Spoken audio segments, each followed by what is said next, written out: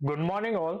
आज हम दोबारा शुरू करने जा रहे हैं अपनी मिडवाइफरी की क्लास, जिसके अंदर आज अपना जो टॉपिक है वो है अपने पास के अंदर अबॉर्शन। अबॉर्शन जो टॉपिक है वो बहुत ही इंपॉर्टेंट टॉपिक है एग्जाम पॉइंट ऑफ व्यू से। 99% चांस है कि आपके जो आने वाले एग्जाम है इन फ्यूचर उनके अंदर ये क्वेश्चन बिल्कुल आ सकता है। तो चलिए शुरू करते हैं अपन आज का अपना नया टॉपिक अबॉर्शन। ठीक है, आज है अपने पास के अंदर नया टॉपिक अबॉर्शन। तो सबसे पहले अपन बात करते हैं कि जो अबॉर्शन होता है ना, ये होता क्या है। ठीक है, तो इसकी जो परिभाषा की बात करते हैं ना, तो उसके अंदर आता है सबसे पहला, ऐसी प्रेगनेंसी जो 20 सप्ताह से पहले खत्म हो गई हो। ठीक है, मतलब कि क्या हुआ कि वो प्रेगनेंसी जो 20 सप्ताह से आगे गई नहीं। ठीक है, 20 सप्ताह से आगे गई नहीं। या फिर अगर अपन देखें ना, तो एक और डेफिनेशन होती है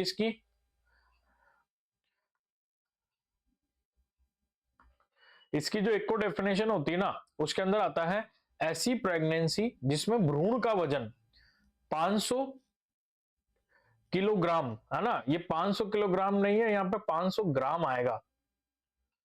टाइपिंग मिस्टेक हो गई है। ठीक है, कितना रहेगा? 500 ग्राम। ठीक है, 500 ग्राम से कम हो और भ्रूण की मृत्यु हो जाए तो ऐसी कंडीशन को अपन क्या बोलते हैं? ऐसी कंडीशन को अपन बोलते हैं गर्भपात। ठीक है, पहली जो डेफिनेशन होती है ना, उसके अंदर क्या है कि ऐसी प्रेगनेंसी जो 20 सप्ताह से पहले ही खत्म हो गई, मतलब बिफोर 20 वीक्स प्रेगनेंसी जो थी वो ओवर हो चुकी है। तो एक तो आप ये कह सकते हो। दूसरा आता है कि ऐसी प्रेगनेंसी जिसमें भ्रूण का वजन 500 ग्राम से कम हो और भ्रूण की मृत्यु हो जाए तो ऐसी कंडीशन को अपन क्या बोलते हैं? ऐसी कंडीशन को अपन बोलते हैं गर्भपात या फिर अबॉर्शन बोलते हैं। ठीक है, तो जो ये सेकंड वाली जो डेफिनेशन है ना, ये किसके अकॉर्डिंग है? ये है अपने WHO के अकॉर्डिंग। WHO की फुल फॉर्म आप लोग सब जानते हैं, वर्ल्ड हेल्थ ऑर्गेनाइजेशन। तो जो वर्ल्ड हेल्थ ऑर्गेनाइजेशन है ना, उसने ये डेफिनेशन दी थी कि जो फीटस का जो वेट है, अगर वो 500 ग्राम से कम है ना और फीटस की डेथ हो जाती है तो वो क्या कहलाता है? अबॉर्शन कहलाता है। और नॉर्मली अपन क्या जानते हैं कि कोई भी प्रेगनेंसी 20 सप्ताह से पहले अगर ओवर हो जाती है ना, तो वो क्या कहलाती है? अबॉर्शन की कंडीशन कहलाती है। ठीक है, तो अब अपन है ना, सबसे जो इंपॉर्टेंट पार्ट आता है ना इस पूरी जो क्लास है, इसका सबसे इंपॉर्टेंट पार्ट आता है कि जो अबॉर्शन होता है ना, इसके मेन रीजन क्या क्या होता है, कि किन के कारण अपन को है ना अबॉर्शन देखने को मिलता है। ठीक है, तो सबसे पहले अपन बात करते हैं। ठीक है, तो आप इसको कॉजेज भी बोल सकते हो। ठीक है, इसको अपन कॉजेज, ठीक है, कॉजेज ऑफ अबॉर्शन। ठीक है, कॉजेज ऑफ अबॉर्शन है ना। तो कॉजेज ऑफ अबॉर्शन के अंदर ये अपने पास के अंदर आता है। ठीक है, गर्भपात के कारण, जिसके अंदर जो सबसे पहला पार्ट आता है ना, वो आता है अपने पास के अंदर गुणसूत्रीय असमानताएं। ठीक है, गुणसूत्रीय असमानताएं, जिसको अपन बोलते हैं क्रोमोसोमल एबनॉर्मलिटीज। ठीक है, तो इसके अंदर जो अपन को देखने को मिलता है ना, तो सीधी सी जो अपन को इस वर्ड को देख के जो चीज समझ में आती है ना, तो इसमें लिखा है गुणसूत्रीय असमानता है। ठीक है, इंग्लिश के अंदर अगर अपन इसको बोलते हो तो इंग्लिश में इसको बोलते हैं क्रोमोसोमल एबनॉर्मलिटीज। ठीक है, तो क्रोमोसोमल एबनॉर्मलिटीज को सुनते ही या फिर गुणसूत्रीय असमानता को सुनते ही जो अपने माइंड में जो सबसे पहला जो एक एक ये आप ऐसे समझ लो, एक जो रिएक्शन क्लिक होती है ना, उसमें एक ही आता है कि गुणसूत्रों के नंबर में, ठीक है, कुछ ना कुछ दिक्कत हुई है। या तो गुणसूत्र के नंबर बढ़ गए या गुणसूत्र के नंबर कम हो गए, जिसके कारण क्या हुआ है? अबॉर्शन हुआ है। तो अगर अपन एग्जाम्पल की बात करते हैं ना, तो इनके एग्जाम्पल में जो सबसे पहला जो नंबर आता है ना, वो आता है अपने पास के अंदर ट्राइसोमी का। ठीक है, क्या आता है? ट्राइसोमी। ठीक है, ट्राइसोमी में क्या होता है? एक गुणसूत्र एक्स्ट्रा हो जाता है। ठीक है, दूसरा आता है अपने पास के अंदर मोनोसोमी। ठीक है, क्या आता है? मोनोसोमी। मोनोसोमी का मतलब क्या होगा? एक गुणसूत्र हो गया कम। ठीक है, तो वो कहलाएगा मोनोसोमी। तीसरे नंबर पे जो आता है ना वो आता है पॉलीप्लॉइडी। ठीक है, क्या आता है? वो आता है पॉलीप्लॉइडी।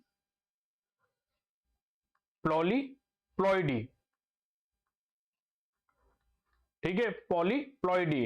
तो जो ये तीन जो अपने पास के अंदर जो डिफेक्ट आते हैं ना, उसके कारण क्या होता है, जो अबॉर्शन की जो प्रोसेस है, जो गर्भपात का जो रीजन है ना, वो ये होती है।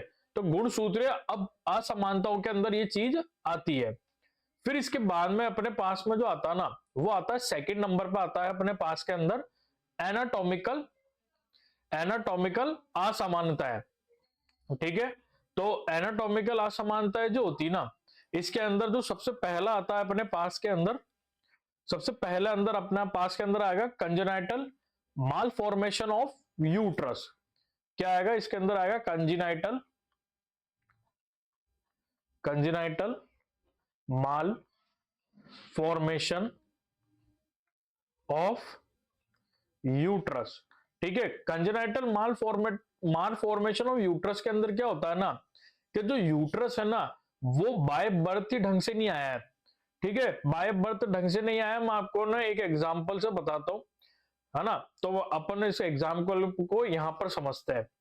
तो ऐसे क्या होता है, जैसे ना फॉर एग्जांपल मैं इसको यहां पर शॉर्ट करता हूं, फिर मैं इसको वापस मिटा दूंगा क्योंकि स्पेस की कमी है अपने पास के अंदर। ठीक है, तो सबसे पहले अपन नॉर्मल यूट्रस बनाते हैं, ये। ठीक है, कुछ इस तरह का अपने पास के अंदर क्या होता है, नॉर्मल यूट्रस होता है। ठीक है, फिर ये अपन इसको यूं और अच्छे से समझा सकते हैं। तो ये जो ऊपर आता है फंडस वाला पार्ट होता है। ठीक है, फिर यहाँ पर फेलोपियन ट्यूब्स आ जाती है, ये बॉडी आ जाती है, फिर नीचे सर्विक्स आ जाती है, फिर नीचे वेजाइना आ जाती है ना। तो ये नॉर्मल है। ये कैसा है? ये नॉर्मल होता है ना। बट एक कंडीशन होती है, ठीक है, उसको अपन बोलते हैं एसेप्टो यूट्रस। क्या कंडीशन बोलते हैं उसको? अपन बोलते हैं एसेप्टो यूट्रस, जिसमें क्या होता है ना, यूट्रस का फंडस वाला पार्ट अंदर की साइड आ जाता है। ठीक है, तो जो यूट्रस है ना, वो कुछ इस तरह से देखने को मिलता है। ठीक है, अब यूट्रस का ये पार्ट जो नीचे आ चुका है, ये कैसा है? एबनॉर्मल, है ना। तो अब इसके अंदर क्या होगा, अब ये इस तरह का फंडस आ चुका है ना। तो मैंने आपको इससे पहले की जो प्रीवियस क्लास थी ना, मैंने उसमें बताया था कि जब इम्प्लांटेशन की जो प्रोसेस होती है ना, वो कहां पर होती है? वो होती है पोस्टीरियर वॉल ऑफ यूट्रस। ठीक है, अपर पोस्टीरियर वॉल ऑफ यूट्रस, क्या जो यूट्रस के पीछे वाली दीवार होती है ना, उसके ऊपरी हिस्से में होती है। ठीक है, अब यहां पर तो जब यूट्रस का जो फंडस वाला पार्ट है वही बॉडी के अंदर आया हुआ है, तो फिर इसके अंदर कहां पर अपन इम्प्लांटेशन करेंगे? तो इसके अंदर इम्प्लांटेशन होगा ही नहीं। अब जब इसके अंदर इम्प्लांटेशन की प्रोसेस नहीं होगी, तो सीधी सी बात है, जो प्रोडक्ट ऑफ कंसेप्शन है ना, वो कहां जाएगा? बाहर आ जाएगा। ठीक है, तो ये होता है अपने पास के अंदर पहला congenital mall formation of uterus. ठीक है, इसके अंदर जो एनाटॉमिकल जो प्रॉब्लम आती है ना, उसके अंदर आता है दूसरा incompetent of cervix. Incompetent of cervix. ठीक है, आप इसको जो है ना, इसको स्टार मार्क लगा के इंपॉर्टेंट लिख लेना, क्योंकि जो इनकॉम्पिटेंट ऑफ सर्विक्स है ना, ये मोस्ट कॉमन रीजन होता है अबॉर्शन का। कि अगर किसी भी फीमेल के अंदर रिकरेंट अबॉर्शन हो रहा है, ठीक है, रिकरेंट अबॉर्शन क्या होता है ना, अपन अभी आगे इस क्लास में बात करेंगे, तो उसके अंदर 110% क्या हो देखने को मिलेगा? फीमेल को इनकॉम्पिटेंट ऑफ सर्विक्स देखने को मिलेगा। ठीक है, इनकॉम्पिटेंट ऑफ सर्विस की भी अपन आगे अच्छे से बात करेंगे।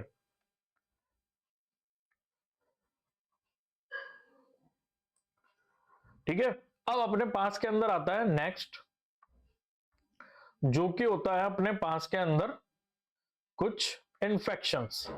ठीक है, मैं यहां पे एक लाइन ड्रॉ कर लेता हूं ताकि ये मिक्स ना हो आपस में। ठीक है, तो कुछ इन्फेक्शंस होते हैं। ठीक है, तो इन्फेक्शंस को लिखने के लिए अपन सबसे पहले लिखते हैं वायरस। ठीक है, वायरस, रुको मैं ना इसका ये चेंज कर देता हूं पेन। ठीक है, तो सबसे पहले अपने पास के अंदर आता है वायरस, है ना। वायरस से होने वाले जो इन्फेक्शन है ना, वायरस के अंदर किसका होता है? सबसे पहला होता है रूबेला। ठीक है, रूबेला का इन्फेक्शन होता है। दूसरा होता है अपने पास के अंदर हर्पिक्स, ठीक है, हर्पिस वायरस के कारण होता है ना। और होता है एचआईवी, एचआईवी वायरस के कारण भी क्या होता है, अबॉर्शन हो जाता है। ठीक है, तो ये कौन से थे, ये थे अपने पास के अंदर वायरस। अब आते हैं कुछ बैक्टीरिया, ठीक है, जो बैक्टीरिया वाले जो कॉज होते हैं ना, तो बैक्टीरिया वाले के अंदर आता है सबसे पहले ब्रूसेला, ब्रूसेला, ठीक है, ब्रूसेला बैक्टीरिया के कारण होता है। और फिर आता है क्लेमाइडिया, क्लेमाइडिया, है ना, जो क्लेमाइडिया बैक्टीरिया होता है ना, उसके कारण भी क्या होता है, अबॉर्शन या गर्भपात देखने को मिलता है। अब आता है अपने पास के अंदर नेक्स्ट, ठीक है, नेक्स्ट जो आता है वो आता है अंतःस्रावी कारक, मतलब कि जो एंडोक्राइन ग्लैंड्स होती है ना, उनसे रिलेटेड क्या क्या देखने को मिलता है। तो उनसे रिलेटेड के अंदर जो सबसे पहला अपने पास के अंदर आता है ना, वो आता है हाइपोथायरॉयडिज्म, हाइपोथायरॉयड, ठीक है। और फिर आएगा अपने पास के अंदर हाइपर थायरॉयड, ठीक है। जो थायराइड ग्लैंड से रिलेटेड डिसऑर्डर है ना, वो मोस्ट कॉमन रीजन रहते हैं किसके, अबॉर्शन के या गर्भपात होने के फीमेल के अंदर, है ना। अब आता है अपने पास के अंदर नेक्स्ट, डिवाइड कर लेते पहले अपन सेक्शन, नहीं तो क्या हो जाएंगे, मिक्स हो जाएंगे, है ना। तो अब अपने पास के अंदर आता है फीमेल रिलेटेड कॉजेज, कि जो फीमेल है ना उससे रिलेटेड क्या क्या देखने को मिलता है। तो फीमेल रिलेटेड के अंदर देखने को मिलता है अपन को सबसे पहले तो डायबिटीज मेलाइटस, ठीक है, कि अगर जो फीमेल है ना वो डायबिटीज से ये मान लो सफर कर रही है, तो हाईली चांसेस उसका क्या हो सकता है, अबॉर्शन हो सकता है, ठीक है। अब जब अपन है ना मिडवाइफरी के अंदर जब डायबिटीज को पढ़ते हैं ना, तो डायबिटीज एक कॉम्प्लिकेशन होता है प्रेगनेंसी के अंदर, ठीक है। तो उसको अपन दो टाइप से पढ़ते हैं, एक होता है डायबिटिक मदर, एक होता है डायबिटिक मदर बेबी, ठीक है। डायबिटिक मदर के अंदर तो अपन पूरी मदर की स्टडी करेंगे, और डायबिटिक मदर बेबी के अंदर अपन पूरी बेबी की स्टडी करेंगे, ठीक है। तो दोनों में डिफरेंस क्या हुआ कि डायबिटीज के कारण प्रेग्नेंट वुमेन पे क्या इफेक्ट पड़ता है ना, वो तो कहलाता है डायबिटिक मदर, ठीक है। दूसरा आता है कि डायबिटिक मदर जो है, अगर वो किसी बेबी को डिलीवर करती है ना, तो उस जो डायबिटीज है ना वो बेबी के ऊपर क्या इफेक्ट करेगी ना, वो कहलाएगा डायबिटिक मदर बेबी। तो ये दो अलग अलग, मतलब ये मान लो दो अलग पोर्शन होते हैं, जिनको दोनों को कंबाइंड करके अपन अबॉर्शन का कारण मान सकते हैं, जिसको अपन बोलेंगे डायबिटीज, ठीक है। कि अगर कोई फीमेल है उसको डायबिटीज है, तो वो क्या कहलाएगी, उसको मतलब उसको क्या कंडीशन देखने को मिल सकती है, अबॉर्शन देखने को मिल सकता है। बट यहाँ पर एक सबसे बड़ा जो रीजन आता है ना, कि जो प्रेगनेंसी होती है ना वो डायबिटोजेनिक होती है, कि आप कुछ भी कर लो प्रेगनेंसी के अंदर डायबिटीज तो होगा ही होगा।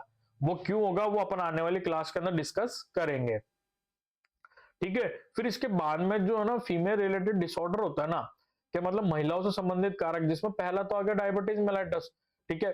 दूसरा अपने पास के अंदर आता है हार्ट डिजीज, क्या आता है, हार्ट डिजीज, कि अगर कोई फीमेल किसी हार्ट डिजीज से सफर कर रही है ना, तो हाईली चांसेस है उसको क्या हो सकता है, अबॉर्शन हो सकता है।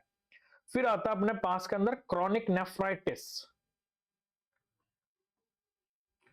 क्रॉनिक नेफ्राइटिस, ठीक है। जो क्रॉनिक नेफ्राइटिस होता है ना, ये किडनी का इन्फ्लामेशन होता है, ठीक है। इसके अंदर क्या होता है, जो किडनी के अंदर जो यूनिट होती है ना, जिसको अपन फंक्शनल यूनिट ऑफ किडनी क्या होती है, नेफ्रॉन होती है। तो इसके अंदर क्या होता है, जो नेफ्रॉन होते हैं ना उसके अंदर इन्फ्लामेशन हो जाता है। अब अगर नेफ्रॉन में इन्फ्लामेशन हो गया तो वो ढंग से काम नहीं करेंगे।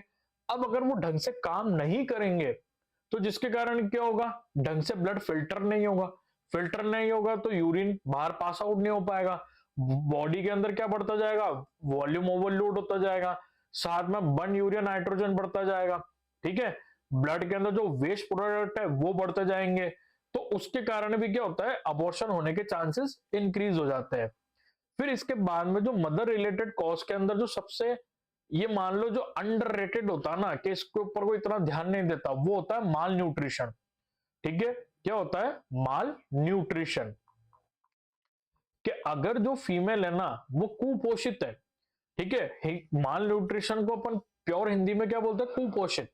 ठीक है, अब कुपोषित का मतलब ये नहीं होता कि अगर कोई फीमेल है उसका वेट कम है तो वो कुपोषित है, नहीं। उसके अंदर क्या होता है कि उसकी बॉडी के अंदर कार्बोहाइड्रेट, प्रोटीन और फैट, इसका जो एक सर्टेन लेवल होता है ना वो अनमैच है। ठीक है, तो वो क्या कहलाता है, माल न्यूट्रिशन कहलाता है। तो ये भी एक प्रमुख रीजन होता है। बार बार या फिर अगर अपन सिंपल वे में बोले कि माल न्यूट्रिशन भी एक कारण होता है वुमेन के अंदर अबॉर्शन होने का। ठीक है, फिर इसके बाद में आता है अपने पास के अंदर 5वें नंबर के ऊपर, वो आता है एनीमिया। क्या कहलाता है, एनीमिया। ठीक है, अगर कोई फीमेल जिसके अंदर ब्लड की कमी है तो वो किसके अंडर आएगी, एनीमिया के अंदर आएगी। ठीक है, मैं आपको यहां पर एक स्पेसिफिक नोट देता हूं। ठीक है, नोट डाल के लिखना कि लेस देन 11 mg/dl, ठीक है, आर कॉल्ड एनीमिया। कि अगर किसी फीमेल का जो हीमोग्लोबिन है वो 11 mg/dl से कम है ना तो वो किसके अंतर्गत आएगी, वो एनीमिया के अंतर्गत आएगी। ठीक है, अब इसके बाद में अपने पास के अंदर आता है, इसके बाद आता है अपने पास के अंदर ऑटो इम्यून डिसऑर्डर। ठीक है, ऑटो इम्यून डिसऑर्डर का मतलब होता है इम्यूनिटी से रिलेटेड डिसऑर्डर। ठीक है, कि कोई फीमेल है ना उसका जो इम्यून रेस्पॉन्स है, ठीक है, इम्यून रेस्पॉन्स के अंदर अपन इम्यूनोग्लोबुलिन पढ़ते हैं, आईजीए, आईजीजी, आईजीएम, है ना, आईजीई, ये होता है। टी लिम्फोसाइट होते हैं, बी लिम्फोसाइट होते हैं, मैक्रोफेजेस होती है, बहुत बड़ी इम्यूनिटी होती है। इन्नेट, अगर अपन सिंपल वे में समझना चाहे, इन्नेट इम्यूनिटी होती है, ठीक है, अक्वायर्ड इम्यूनिटी होती है, नेचुरल इम्यूनिटी होती है। तो ये सब ऑटो इम्यून डिसऑर्डर के अंदर आता है कि अगर इनमें कुछ भी दिक्कत होती है ना तो फीमेल किससे रिलेटेड हो जाएगी, ऑटो इम्यून डिसऑर्डर से रिलेटेड हो जाएगी। और प्रेगनेंसी के अंदर जो सबसे इंपॉर्टेंट ऑटो इम्यून डिसऑर्डर होता है ना वो होता है अपने पास के अंदर anti phospholipid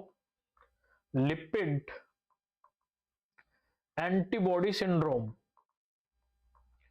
anti phospholipid antibody syndrome, ठीक है, एंटीबॉडी सिंड्रोम जिसको अपन बोलते हैं APLA, ऑटो इम्यून।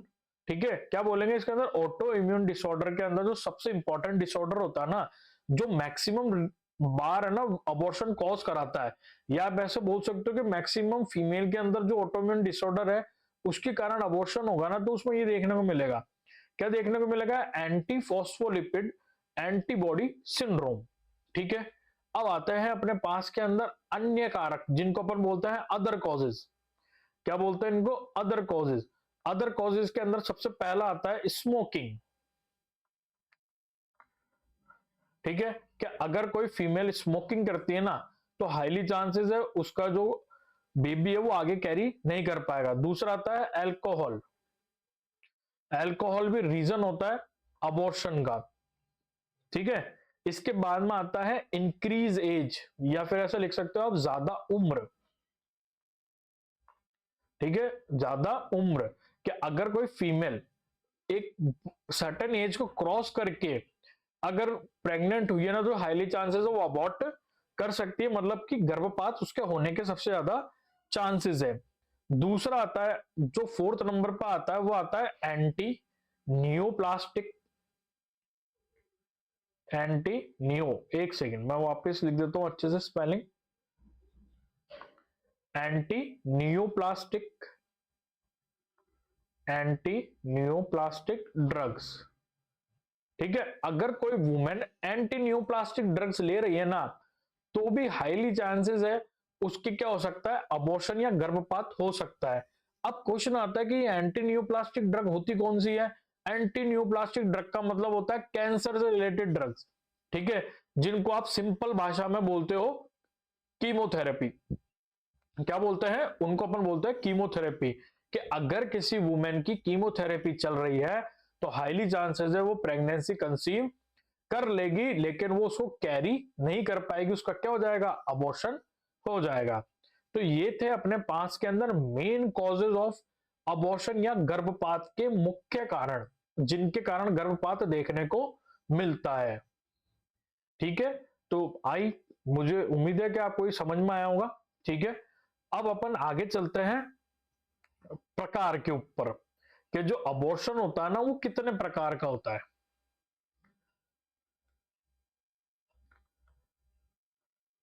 ठीक है, अब अपन चलते हैं अबॉर्शन के प्रकार के ऊपर। तो जो गर्भपात होता है ना, गर्भपात के कितने प्रकार होते हैं, गर्भपात के मुख्य दो प्रकार होते हैं। ठीक है, पहला आता है अपने पास के अंदर स्पॉन्टेनियस अबॉर्शन। ठीक है, मैं आपको यहां पर एक चीज क्लियर कर दूं, जो ये स्पॉन्टेनियस अबॉर्शन और जो इंड्यूस अबॉर्शन है ना, ये आपकी बुक के अंदर भी इसी लैंग्वेज में लिखे हुए हैं।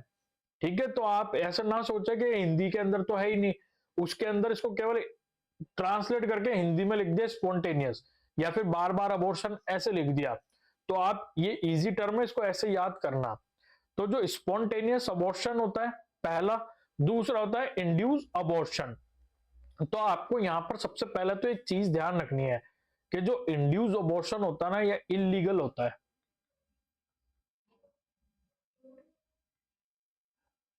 एक सेकेंड, ये कैसा होता है, ये इलीगल होता है। ठीक है, इलीगल होता है। इलीगल का मतलब कि इसकी अनुमति गवर्नमेंट नहीं देती है। आप कभी भी इंड्यूस अबॉर्शन नहीं करा सकते हो। क्यों? क्योंकि इंड्यूस अबॉर्शन के अंदर हाईली कॉम्प्लिकेशंस होते हैं।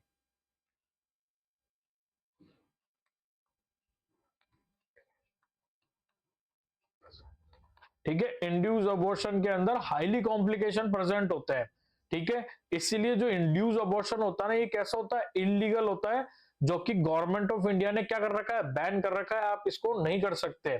बट अनफॉर्चुनेटली आज भी इंडिया के अंदर इंड्यूस अबॉर्शन काफी देखने को मिलता है, और जो काफी यंग फीमेल्स है ना, वो क्या करती है, इंड्यूस अबॉर्शन करवाती है, और उनको सीवियर, जो ये मान लो एक सीवियर कंडीशन से फिर उनको सफर करना पड़ता है। ये अपन बात करेंगे आने वाली क्लासेस के अंदर, जब अपन सारे टाइप पढ़ लेंगे तब उसको अपन लेंगे।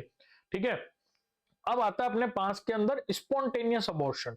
ठीक है, जो स्पॉन्टेनियस अबॉर्शन होता है ना, इसके अंदर क्या होता है ना, स्पॉन्टेनियस अबॉर्शन भी दो टाइप्स का होता है। कैसा होता है, टू टाइप्स का होता है। ठीक है, टू टाइप्स का हो गया। पहला जो होता है ना, वो होता है अपने पास के अंदर रिकरेंट अबॉर्शन। रिकरेंट अबॉर्शन, ठीक है, ये कौन से नंबर का, ये है फर्स्ट नंबर। दूसरा आता है अपने पास के अंदर आइसोलेटेड अबॉर्शन। ठीक है, कौन सा होता है, आइसोलेटेड अबॉर्शन होता है ना। तो जो स्पॉन्टेनियस अबॉर्शन है ना, स्पॉन्टेनियस, स्पॉन्टेनियस नाम सुनते ही सबसे पहला माइंड कहां क्लिक करता है, स्पॉन्टेनियस मतलब अचानक। ठीक है, तो स्पॉन्टेनियस का मतलब क्या हुआ, अचानक, क्या आपको पता ही नहीं लगेगा और अबॉर्शन की प्रोसेस स्टार्ट हो जाएगी। ठीक है, या फिर है ना कुछ ऐसे रीजन होते हैं जिसके कारण क्या होता है, वुमेन प्रेगनेंसी कंसीव करती है और अबॉर्शन हो जाता है, फिर कंसीव करती है फिर अबॉर्शन हो जाता है। तो इसके अंदर जो, तो इस टाइप का जो अबॉर्शन होता है ना, ये कैसा होता है, अचानक होता है। वुमेन इसके अंदर प्रिडिक्ट नहीं कर सकती कि वो कैरी करेगी प्रेगनेंसी, मतलब प्रेगनेंसी को लंबे टाइम तक रखेगी या नहीं रखेगी, कोई भरोसा नहीं है ना। तो इसके आधार पर इसको क्या करा, दो भागों में डिवाइड किया है। पहला लिखा रिकरेंट, दूसरा लिखा आइसोलेटेड। रिकरेंट का मतलब रिकरेंट, रिकरेंट का मतलब क्या हुआ, बार बार। ठीक है, रिकरेंट का मतलब क्या हुआ, बार बार, कि वुमेन के अंदर जो अबॉर्शन का जो फ्रीक्वेंसी है ना, जैसे फ्रीक्वेंसी को कैसे समझाए, कि फॉर एग्जांपल मान लो वुमेन ने कंसीव किया, अबॉर्शन हो गया, फिर एक डेढ़ महीना रुकी, कंसीव किया, फिर अबॉर्शन हो गया, फिर रुकी, फिर अबॉर्शन हो गया। तो इस टाइप का अबॉर्शन कैसे हुआ, रिकरेंट अबॉर्शन। ठीक है, दूसरा आता है अपने पास के अंदर आइसोलेटेड अबॉर्शन। आइसोलेटेड अबॉर्शन में क्या हुआ, कि वुमेन ने कंसीव करा, बट अनफॉर्चुनेटली उसका गर्भपात हो गया, है ना। लेकिन अब क्या हुआ, वुमेन ने थोड़ा वेट किया, वापिस उसने जब कंसीव किया तो वो प्रेगनेंसी आगे तक कैरी कर गई। तो इस टाइप का अबॉर्शन क्या कहलाएगा, आइसोलेटेड। ठीक है, आई सिंपल सी बात समझ में। तो आपको ये ध्यान रखना है, जो अबॉर्शन ना, मेनली उसको दो भागों में डिवाइड किया है, स्पॉन्टेनियस अबॉर्शन में और इंड्यूस अबॉर्शन में। इंड्यूस अबॉर्शन जो है वो इलीगल होता है, गवर्नमेंट ऑफ इंडिया ने उसको बैन कर रखा है। ठीक है, क्यों बैन कर रखा है? क्योंकि उसके अंदर हाईली चांसेस होते हैं कॉम्प्लिकेशन होने के, है ना। अब अपन जो पढ़ते हैं ना मिडवाइफरी के अंदर, वो आता है स्पॉन्टेनियस अबॉर्शन। स्पॉन्टेनियस अबॉर्शन को भी दो भागों में डिवाइड किया है, रिकरेंट अबॉर्शन और आइसोलेटेड अबॉर्शन। ठीक है, अब अपन बात करेंगे अपने फर्स्ट टाइप के बारे में, जो कि होता है अपने पास के अंदर रिकरेंट अबॉर्शन। ठीक है, मैं आप लोगों को बस ये कहूंगा कि इस वीडियो को पूरा देखना, अच्छे से देखना। अगर आपको लगता है ना कि मेरी जो पढ़ाने की स्पीड है वो थोड़ी स्लो है, तो आप जो वीडियो के अंदर ऑप्शन आएगा उसको 2x पे करके देख लेना, चाहे 1.5x के ऊपर करके देख लेना, है ना। तो अब अपन सबसे पहला स्टार्ट करते हैं स्पॉन्टेनियस अबॉर्शन। ठीक है, तो स्पॉन्टेनियस अबॉर्शन के अंदर आता है कि जो स्पॉन्टेनियस अबॉर्शन को मुख्यतः दो भागों में बांटा गया है। पहला आता है अपने पास के अंदर सिंगल एपिसोड ऑफ अबॉर्शन, दूसरा आता है रिकरेंट अबॉर्शन। ठीक है, अब यहां पर कंफ्यूजन आ गया होगा, सर ने ऊपर तो आइसोलेटेड अबॉर्शन पढ़ाया, नीचे सिंगल एपिसोड ऑफ अबॉर्शन। तो मैं आपको बता दूं, जो सिंगल एपिसोड ऑफ अबॉर्शन है ना, इसी को आइसोलेटेड अबॉर्शन भी बोलते हैं अपन। इसी को अपन क्या बोलते हैं? इसी को अपन आइसोलेटेड अबॉर्शन बोलते हैं।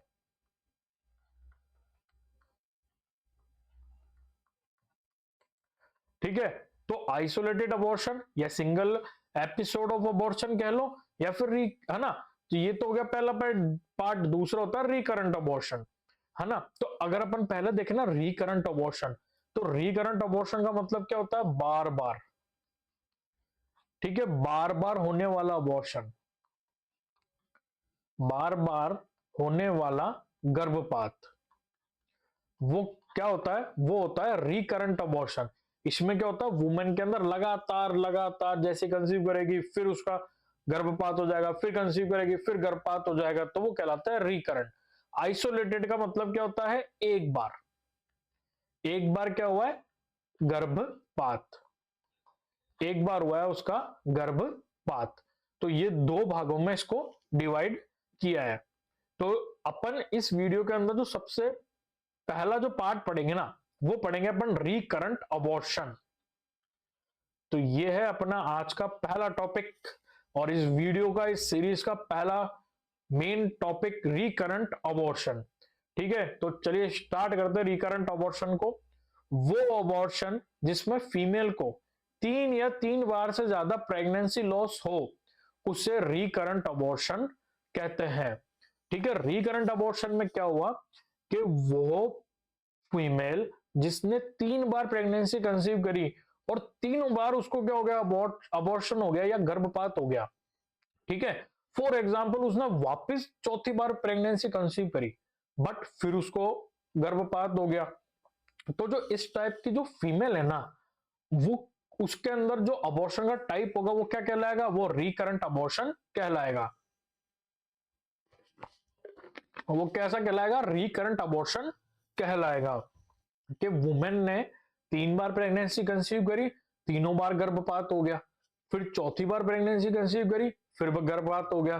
तो क्या हुआ? फ्रीक्वेंसी ऑफ अबॉर्शन, बार बार बार बार बार बार गर्भपात हो रहा है। तो इस कंडीशन को अपन क्या बोलते हैं? इस कंडीशन को अपन बोलते हैं रिकरेंट अबॉर्शन, और हिंदी में इसको अपन बोलते हैं बार बार गर्भपात। बार बार गर्भपात। ठीक है, तो रिकरेंट अबॉर्शन जो होता है ना, इसके कारण क्या होता है? ठीक है, कॉजेस, कारण का मतलब कॉजेस। तो इसका जो कारण होता है ना, तो मोस्ट कॉमन जो कॉज होता है ना, वो होता है यूट्राइन एनोमलीज।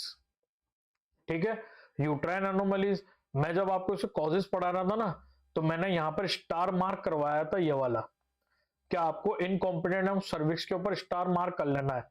क्यों? वो इसलिए कराया था क्योंकि जो रिकरेंट अबॉर्शन होता है ना, उसका मोस्ट कॉमन जो कॉज होता है ना, वो होता है यूट्राइन एनोमली। यूट्राइन एनोमली मतलब गर्भाशय का विकार। क्या होता है, इसका मतलब होता है गर्भाशय का विकार। और गर्भाशय के विकार के अंदर जो सबसे कॉमन या जो सबसे ज्यादा देखा जाता है वो क्या देखा जाता है, सर्वाइकल इनकॉम्पिटेंस। क्या कहलाता है, सर्वाइकल इनकॉम्पिटेंस देखा जाता है। आई बात समझ में। तो क्या हुआ, रिकरेंट अबॉर्शन। रिकरेंट अबॉर्शन का मतलब क्या हुआ, फीमेल ने 3 बार प्रेगनेंसी कंसीव करी, तीनों बार उसने क्या हो गया, उसका गर्भपात हो गया। चौथी बार फिर उसने प्रेगनेंसी कंसीव करी, फिर गर्भपात हो गया। तो इस तरह बार बार गर्भपात होने की कंडीशन को अपन ने क्या नाम दिया, रिकरेंट अबॉर्शन नाम दिया। और रिकरेंट अबॉर्शन होने का मुख्य कारण क्या होता है, गर्भाशय के विकार। और गर्भाशय के विकार में भी जो सबसे इंपॉर्टेंट होता है वो होता है अपने पास के अंदर सर्वाइकल इनकॉम्पिटेंस। ठीक है, तो चलो अब अपन पढ़ते हैं सर्वाइकल इनकॉम्पिटेंस होता क्या है। तो सर्वाइकल इनकॉम्पिटेंस के अंदर क्या होता है, सबसे पहले तो अचानक इंटरनल ओस का डायलेशन हो जाता है। ठीक है, तो अब आपको ये नहीं पूछना चाहिए कि सर ये इंटरनल ओस क्या होता है, मैंने आपको पहले बता दिया है कि इंटरनल ओस क्या होता है, एक्सटर्नल ओस क्या होता है, बट फिर भी मैं आपको वापस बताता हूं। ये अपना यूट्रस, अपना नहीं मतलब फीमेल का यूट्रस। ठीक है, तो ये फीमेल का यूट्रस। डायग्राम अच्छा नहीं बना, वापस अच्छे से बनाते हैं। डायग्राम अच्छा बनना चाहिए, डायग्राम अच्छा बनेगा तो आपको अच्छा समझ में आएगा। ठीक है, ये फीमेल का यूट्रस, यहां से आप फेलोपियन ट्यूब निकाल सकते हैं अपन, ये आ गया। ठीक है, अब इसको अच्छे से समझने के लिए अपन क्या करेंगे, कलर चेंज कर देते हैं, ये यूं और फिर इसको यूं यूं कर देते हैं, यूं और फिर इसको यूं कर देते हैं। ठीक है, अब क्या होता है, एक ओस आता है यहां पर, एक ओस आता है यहां पर। ठीक है, तो जो ये ऊपर वाला है ये क्या कहलाता है, इंटरनल ओस। ये क्या कहलाता है, ये कहलाता है एक्सटर्नल ओस। ठीक है, गर्भाशय और सर्विक्स के बीच वाला ओस कहलाता है इंटरनल ओस, और सर्विक्स और वेजाइना के बीच वाला ओस कहलाता है एक्सटर्नल ओस। ठीक है, अब अपन वापस आते हैं अपने टॉपिक के ऊपर।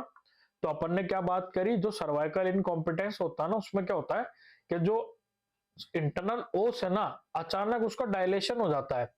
ठीक है, डायलेशन का मतलब क्या होता है, फैलाव। ठीक है, जो इंटरनल ओस है ना, अचानक उसका क्या हो जाता है, फैलाव हो जाता है, जिसके कारण, ठीक है, अचानक फैलाव हो जाता है, जो कि कैसा होता है, पेनलेस होता है, दर्द नहीं होगा। ठीक है, दर्द नहीं होगा। ठीक है, अब दर्द नहीं होगा तो फीमेल को पता भी नहीं लगेगा।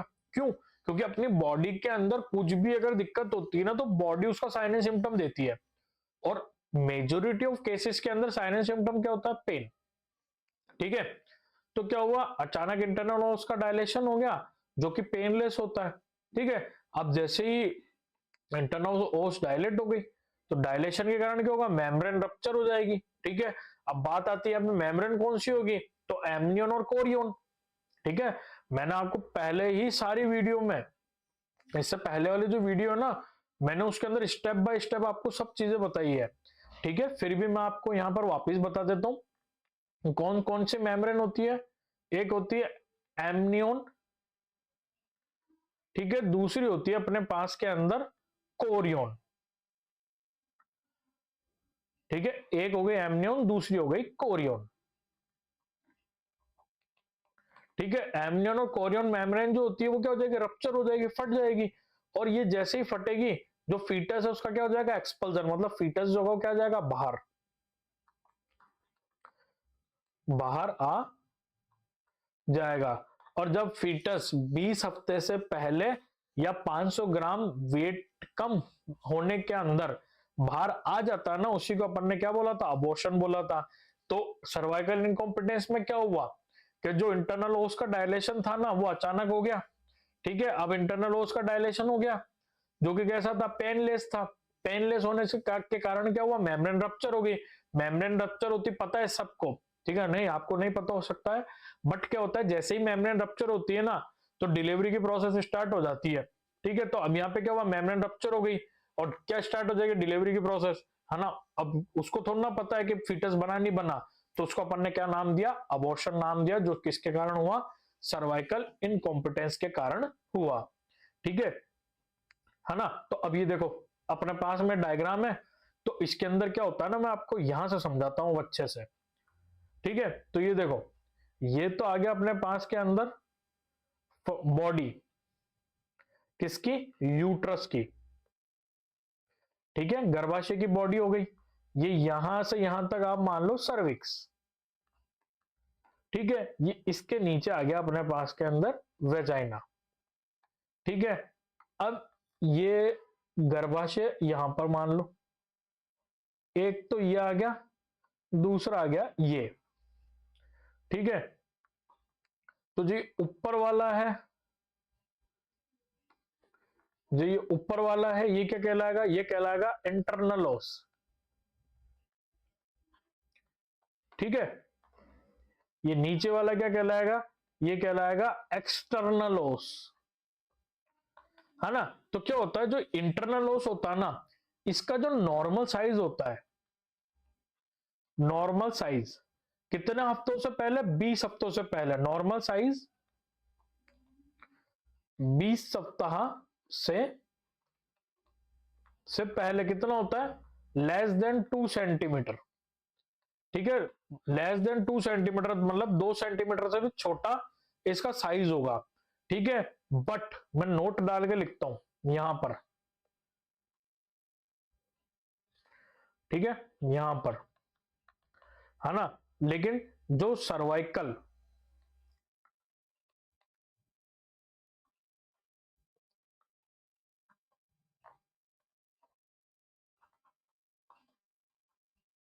ठीक है, लेकिन सर्वाइकल इनकॉम्पिटेंस के अंदर,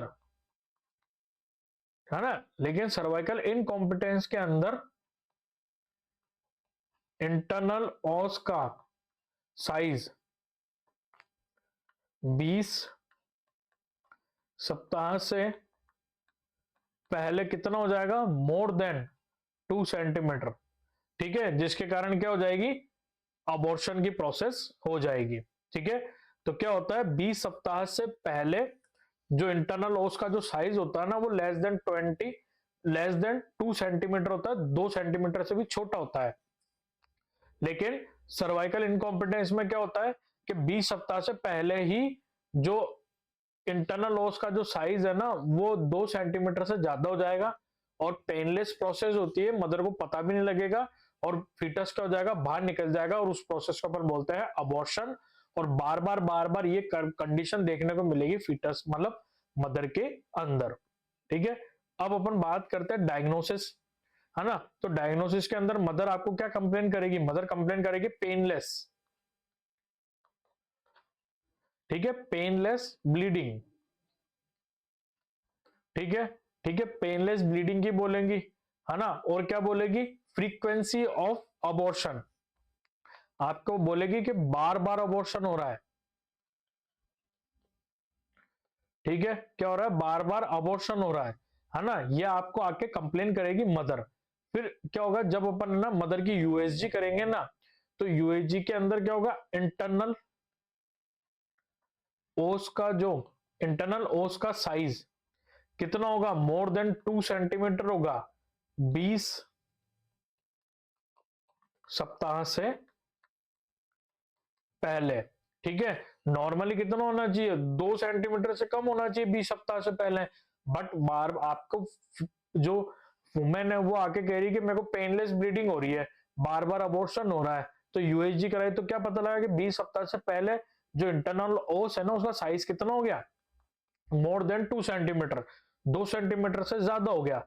तो वो किसी कंडीशन कहलाती है, वो कहलाती है कंडीशन सर्वाइकल इनकॉम्पिटेंस, जिसके कारण क्या होता है, रिकरेंट अबॉर्शन, बार बार अबॉर्शन देखने को मिलता है।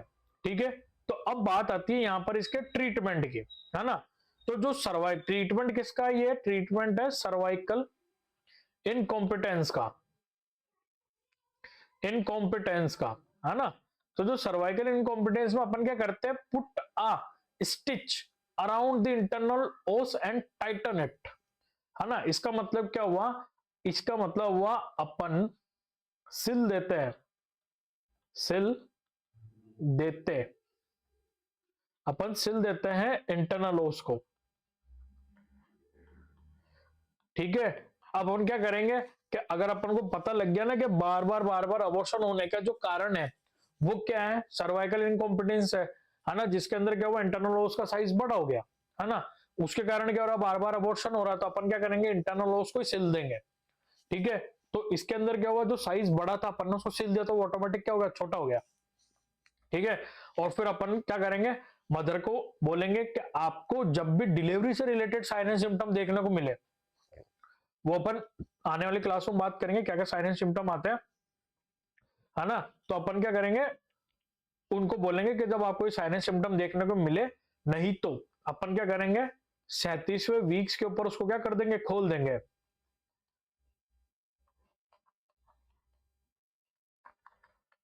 ठीक है, 37वें वीक पे अपन क्या करेंगे, उसको खोल देंगे, या तो साइन एंड सिम्टम देखने को मिल जाए डिलीवरी के, या तो जब, नहीं तो अपने आप ही अपन क्या करेंगे, फीमेल को बोलेंगे इतना सप्ताह पे आप आ जाना हॉस्पिटल के अंदर, और अपन खुद ही स्टिच खोल देंगे, और स्टिच खोलते मेम्ब्रेन रप्चर होगी और डिलीवरी की प्रोसेस हो जाएगी।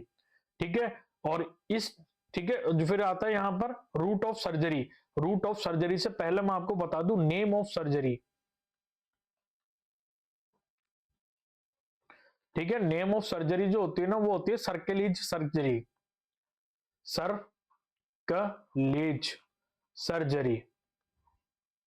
ठीक है, सर्कलेज सर्जरी होती है जिसके अंदर अपन क्या करते हैं, जो पोटली वाला बैग देखा आपने, पोटली बनती है जिस बैग को, ठीक है, पोटली वाला बैग कैसा है, मैं यहाँ पर इसमें देखते हैं अपन कैसे, यूं उसका मुंह होता है, यूं होता है, ठीक है, और यूं दो बने हुए होता है, तो अपन जैसे उसको यूं खींचते हैं ना, तो वो क्या हो जाता है, बंद हो जाता है ना,